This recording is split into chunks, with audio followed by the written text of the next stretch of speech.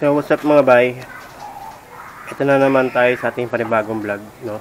So meron akong gustong subukan na limit na ginagawa lamang sa kotse, no?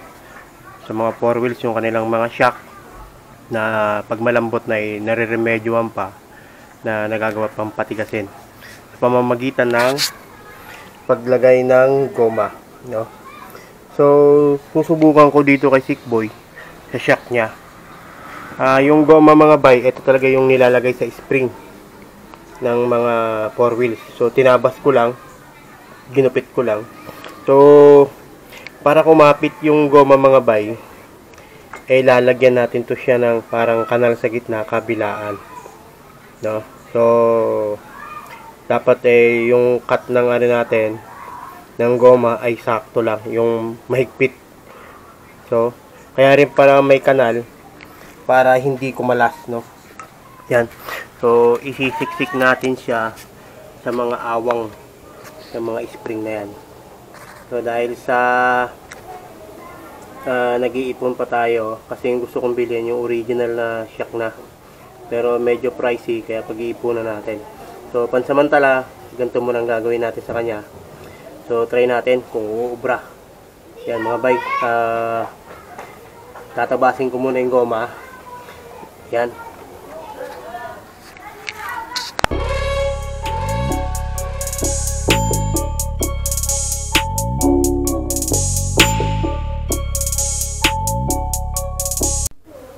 So ayun na ba, meron tayong ginawa. Yan. So kung nakikita nyo, may kanal siya dito. Kabilaan yan.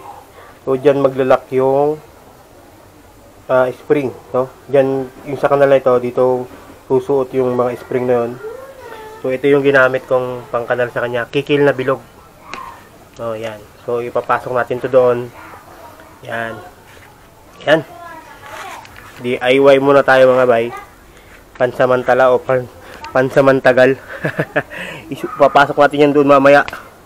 Doon. So yan. Balikan ko kayo mamaya mga bay. Ayan na bay, nakabit na natin. Ayan.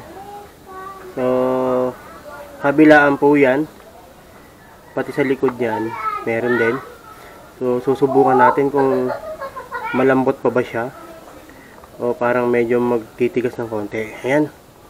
So DIY lang mga bay, try lang kung pwede sa motor. Siguro pwede mga bay. So yun, hanggang dito lang ano muna natin bay, vlog natin yun.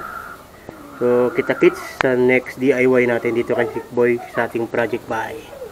Yan, so kung nagustuhan nyo itong idea na ito mga bay, so please don't forget to like and share at subscribe nyo na rin itong channel natin. So, see you on my next vlog.